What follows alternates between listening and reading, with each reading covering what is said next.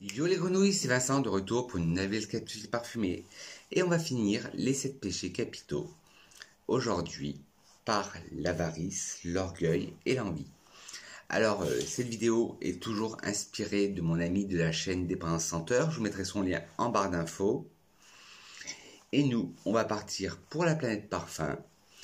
Vous prenez un petit snack, vos billets d'avion, de quoi boire, un petit café, un petit verre d'eau, ce que vous voulez.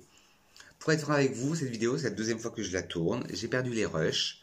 Alors, on va y aller. J'espère que ça va aller pour vous, que ça va pas être trop brouillon. Et je vous souhaite un bon voyage parfumé en ma compagnie. 3, 2, 1, go! Alors, le premier parfum et la première famille, c'est l'avarice. Pour moi, l'avarice, comme a expliqué mon ami de la chaîne Dépendance Senteur, c'est les parfums qu'on a du mal à retrouver. Et moi, je vais vous parler, le premier, c'est Jules de Dior. Je l'ai en format miniature et c'est un parfum assez rare. Il a été reformulé, mais ce n'est pas la même formule. Alors moi, je vous parlais de la formule qui date des années 80. Et pareil, j'essaierai de vous trouver un lien. J'en ai trouvé un sur Nocibé, mais c'est pas trop la même formule, mais je vous le mettrai quand même. Alors, Jules de Christian Dior est un aromatique vert avec des accords boisés, épicés, aromatiques, florales, herbacés et cuirés. Alors moi, je sens plus le bois, les épices et le cuir. Et un peu les fleurs. Jules de Christian Dior est un parfum aromatique vert pour homme. Jules a été lancé en 1980. Le nez derrière ce parfum est Jean Martel. Les notes de tête sont armoise, carvi, lavande et bergamote. Les notes de cœur sont cyclamène, œillet, bois de santal, basilic, jasmin, cèdre et de la rose. Et les notes de fond sont cuir, sapin, fève tonka, musc, mousse de chêne et ambre. Alors moi, qu'est-ce que je ressens? Je ressens les notes de lavande, les notes fleuries, cyclamène, œillet, bois de santal un peu, basilic, oui, jasmin, oui, le cèdre, on le sent, la rose, et les notes de fond, on le sent beaucoup, le cuir, le sapin, la fève tonka, la mousse de chêne et l'ambre et le musc, on sent, et ça en fait un régal. Et ce parfum, pareil, je le mets que pour les grandes occasions, comme je sais qu'il est rare à trouver, et c'est un péché d'avarice. Le deuxième pour l'avarice, c'est l'Occitane, le Néroli. Si vous me suivez depuis un certain temps, vous savez que c'est un des parfums chouchous de tous les temps, qui a été malheureusement discontinué, mais que j'ai pu avoir en ma possession. Et vous allez me dire, mais Vincent, c'est un de tes parfums avarice, mais il est à la fin du flacon et tu l'utilises. Oui, mais j'ai la chance, j'en ai un autre en backup, encore sous blister. Alors ce parfum, il se présente comme ça, dans un écrin très vintage. Alors le jus est couleur cognac, mais ne vous inquiétez pas, il ne tache pas les vêtements. Et ce parfum, c'est un rêve. C'est le rêve en flacon. Et j'en mets très rarement. C'est un parfum de la famille Chypre Floral qui a été créé en 99 pour femmes. En note de tête, vous avez de la bergamote, de la mandarine et du petit grain. En cœur, de la fleur d'oranger, de l'absolute rose et du néroli. Et en note de fond, de la vanille, du santal et du vétiver. Ah mais il est magnifique ce parfum. On sent le côté fleur d'oranger. On sent pas les notes de tête de fruits d'hespéridés, mais on sent les fleurs et on sent le fond de vanille, santal, vétiver. Et comme tous les parfums l'Occitane, il y a une petite histoire. Cet eau de parfum à l'huile essentielle de Néroli incarne toute la tradition des maîtres gantiers à l'origine de la parfumerie fine de Grasse. Cette eau de parfum révèle d'abord une note de tête légère et fleurie, puis laisse éclore sa note de fond rare et sensuelle. Une fragrance unique qui rappelle la chaleur sucrée des orangers, le charme discret de l'élégance. Et oui, c'est tout à fait ça. Le Néroli de l'Occitane, c'est ma vie. Alors, voilà pour l'avarice. Maintenant, on va passer à l'orgueil. Ah, l'orgueil, être démarqué, se démarquer, dire « Eh oh, je suis là ». Et moi, j'en ai 3 pour l'orgueil. J'ai pas pu me décider. J'en ai pris 3. Le premier, Muse de Rochas. Muse de Rochas, et ils le disent dans la pub, si vous vous rappelez, ils disent Une muse sommeille en chaque femme. Et oui, l'orgueil, être remarqué, être sa propre muse. Et ce parfum a été créé par Jean-Michel Duriez, si je ne me trompe pas, et en rendant hommage à toutes les muses de Monsieur Rochas. Et voilà, je veux me démarquer, je suis le meilleur, et ben je veux me démarquer, je veux qu'on me voie, et ben je porte Muse de Rochas. Alors Muse de Rochas est un oriental floral, un floriental donc, avec des accords verts, fruités, sucrés, balsamique baumé, boisé, tropical. Muse de Rochas est un parfum oriental floral, floriental, pour femmes. Muse a été lancé en 2011 et fait partie de toute la gamme qui sont sortis en 1947. Il y a eu Femme, en 2004 Poupée et en 2011 Muse, mais qui a été discontinué, mais je vous trouverai un lien. Et tous les flacons reprennent cette forme. C'est la couleur qui change. Le Femme, il est noir, le bouchon. Poupée, le bouchon est en feutrine orange. Et là, c'est en rose, un peu en rose gold, comme le packaging. Ce parfum est de Jean-Michel Duriez. Les notes de tête sont bergamote, orange, pêche, mangue et feuilles de bananier. Les notes de cœur sont fleurs d'oranger d'Afrique, narcisse d'Auvergne, cannelle. Et les notes de fond sont bois de santal, styrax, vanille, musc blanc et ambroxan. Ah, on sent la pêche, on sent la mangue, on sent la banane. On sent le côté banane mais verte, feuille de bananier. La fleur d'oranger, on la sent, toute douce. Le narcisse qui vient combler ça, ben voilà, narcisse, narcissisme, être vu, l'orgueil. La cannelle qui vient donner un coup de peps au parfum, parce que sinon ça en fera un parfum faible, fade, léger, linéaire. Mais il y a la cannelle qui apporte cette touche de peps. Et l'autre de fond, bois de santal qui l'adoucit un peu. Et après on repart du styrax qui envoie de l'encens, qui envoie du bois, ça sent l'encens. La vanille, pareil, mais c'est pas une vanille bonbon, c'est une vanille sèche, une vanille. Et le musc blanc qui le radoucit. Mais après, on reparle sur notre plus forte d'ambroxan. C'est un parfum qui est un peu ambivalent. Il souffle le chaud et le froid. Et soit on l'aime, soit on le déteste, ce parfum. Il n'y a pas d'entre-deux. C'est le Muse de Rochas. Le deuxième parfum, quand je veux pas passer inaperçu, quand je me dis, ah, je suis orgueilleux, j'ai pas envie de passer inaperçu. C'est un vieux parfum que peu de monde porte. Ben justement, ça c'est l'orgueil. On passe pas inaperçu, on est un peu narcissique. C'est le coriandre de Jean Couturier. Un parfum qui date de 1973, alors qu'il est très vieux, et alors qu'il est très peu porté. C'est un parfum de la famille chyprée, avec des accords boisés, aromatiques, terreux, musqués et poudrés. Il a été sorti en 1973. Et le nez derrière ce parfum, c'est un parfum chypré pour femme, le nez derrière ce parfum est la femme de Jean Couturier, Jacqueline Couturier, Jean-Louis Chiozac et Gérard Pellepel. Les notes de tête sont des aldéhydes, de la coriandre, d'où son nom, la coriandre est à profusion, de la fleur d'oranger, de l'angélique, de la bergamote. Les notes de cœur sont de la racine de violette, du lys, du jasmin, de la rose, du géranium, de l'iris, de l'ylang-ylang. Et les notes de fond sont du bois de santal, du patchouli, du musc, de la civette, de la mousse de chêne et du vétiver. Un parfum très complexe, mais oui, dur à porter aussi, mais qui donne tout son caractère. C'est un parfum magnifique. Et pareil, il en envoie, on est orgueilleux, on est là, tout le monde le sait. Et on veut quelque chose. Alors on sent les aldéhydes qui donnent ce côté métallique, ferreux, mais aux fleurs. La coriandre, ben on la sent.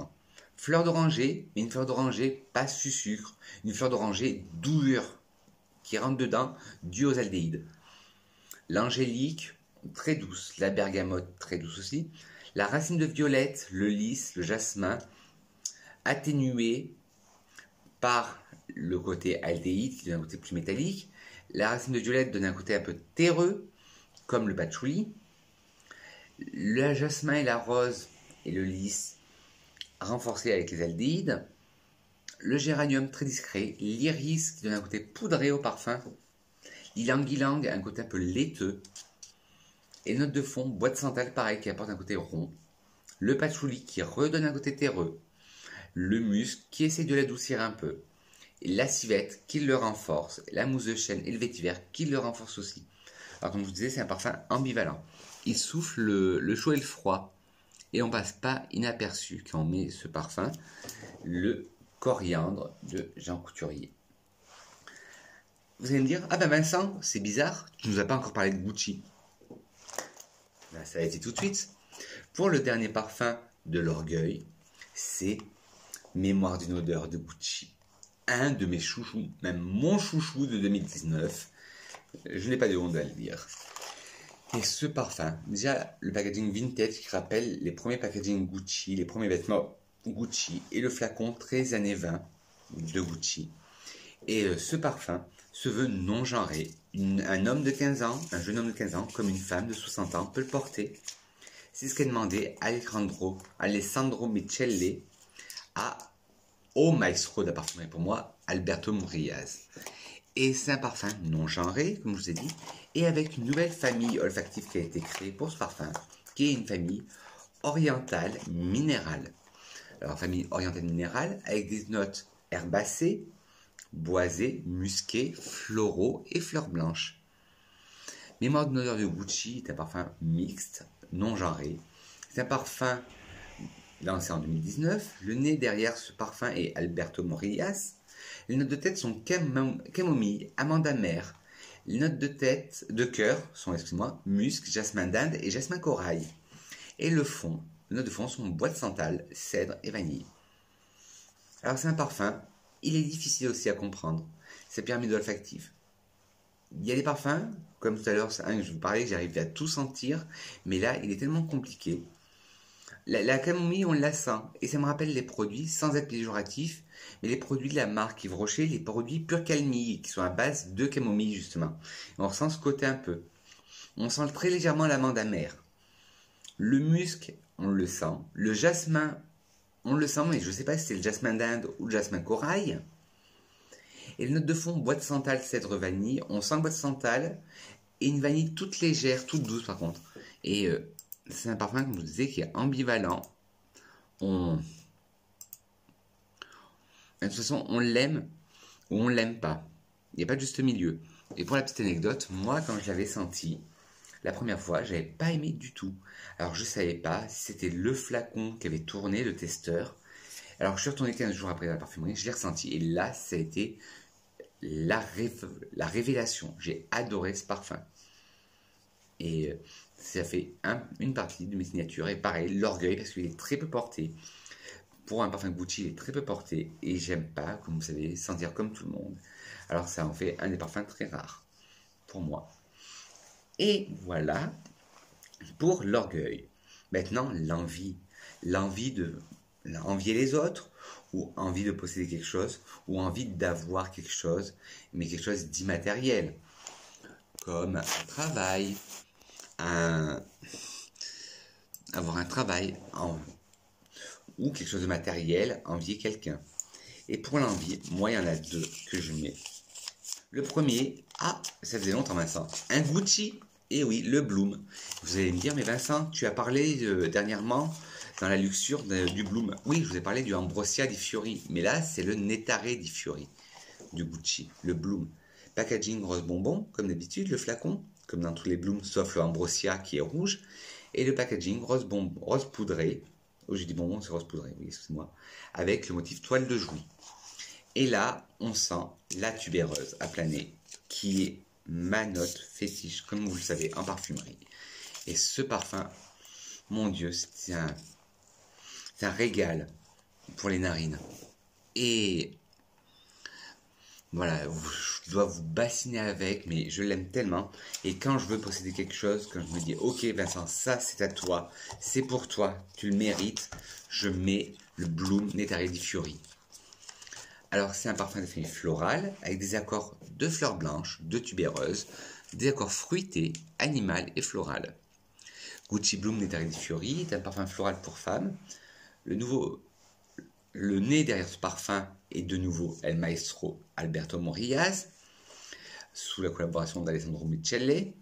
Les notes de tête sont rose et gingembre, cœur, tubéreuse, chèvrefeuille, jasmin, et notes de fond, patchouli, musc et osmanthus. Des fois, il y a des parfums complexes à cerner. Et celui-là, toutes les notes, j'arrive à les différencier. D'abord, on commence par la rose. Une belle rose qui vient d'éclore. Pas une rose mémérisante, une belle rose. Le gingembre. On sent ce côté un peu piquant du gingembre qui vient twister la rose. Les notes de cœur, tubéreuse. Alors bien sûr, la tubéreuse, ça on la sent. Il n'y a pas de problème. Le chèvrefeuille qui est très doux, qui est évanescent. Le jasmin qui rapporte beaucoup de profondeur à la tubéreuse et au chèvrefeuille. Et le fond, le patchouli qui rajoute un côté un peu terreux, voire animal au parfum. Le musc qui essaye de radoucir tout ça. Mais bim, le musc est contrebalancé. On le sent très bien par l'osmanthus. L'osmanthus qui est, je vous rappelle, une petite fleur qui peut être blanche ou jaune et qui a une odeur d'abricot un peu mielée. Ah, mais enfin, c'est un régal. Le Bloom Nétaré d'Ifuri. Et le dernier, quand j'ai envie, quand je veux être, c'est moi le boss, c'est l'envie, que je vais être meilleur que tout le monde, c'est le Tiffany & Co. de chez Tiffany. Tiffany, connu à la base pour ses joailleries, mais qui est très peu connu dans le monde de la parfumerie. Mais qu'est-ce que vous attendez les gens pour vous lancer sur Tiffany? Bon, d'un côté, je n'ai pas de concurrence, il y a peu de personnes qui le mettent. Mais là, ce parfum est une merveille. Déjà, l'écrin, vert d'eau, bleu-vert, et vous l'ouvrez, vous avez une sorte de diamant, un flacon faceté comme un diamant. Mais oui, parce qu'il faut savoir que Tiffany, à la base, c'est une marque de joaillerie. Et là, c'est la version intense que j'ai. Alors, c'est un oriental floral avec des accords poudrés, musqués, boisés, floraux, vanillés et ambrés. Alors, Tiffany & Co Intense de Tiffany, c'est un parfum floriental pour femmes. C'est un parfum lancé en 2018. Le nez derrière ce parfum est Daniela Roche-Andrier. Les notes de tête sont poivre rose, feuille de mandarinier et poire.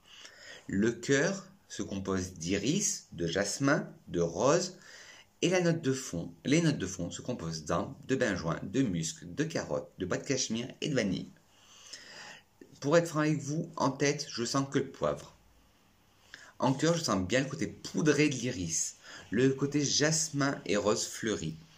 Et le fond, l'ambre aussi, le benjoin, le musc, qui essaye de radoucir, mais qui rapporte aussi un côté poudré, propre. Les graines de carotte, oui, on sent de la graine de carotte, une petite odeur un peu terreuse, mais qui sent bien la carotte. Du bois de cachemire, un bois très intense, et la vanille, on la sent à 100%. Et ben voilà mes grenouilles, la vidéo sur les 7 péchés capitaux est terminée. Voilà, aujourd'hui c'était les 3 derniers péchés. On va reprendre des vidéos à thème normal dans la semaine. Pour terminer, une petite citation, avant la citation, n'hésitez pas, si cette série vous a plu, à mettre des petits pouces en l'air, des petits thumbs up. Si elle ne vous a pas plu, dites-moi pourquoi, mais mettez des pouces en bas et la critique constructive, mais dites-le moi en barre de commentaires. Je vous mettrai tous les liens en barre d'infos si j'arrive à en trouver. De me mettre en commentaire, vous, quel parfum, pour vous, représente l'avarice, l'orgueil et l'envie. Une petite citation pour terminer, de Jean-Jacques Rousseau qui dit « L'odorat est le sens de l'imagination ». Sur ce, mes petites grenouilles, je fais de gros bisous parfumés. Je vous souhaite une excellente journée parfumée, une excellente semaine parfumée. On se retrouve très vite pour une nouvelle capsule. Allez, miam mes grenouilles.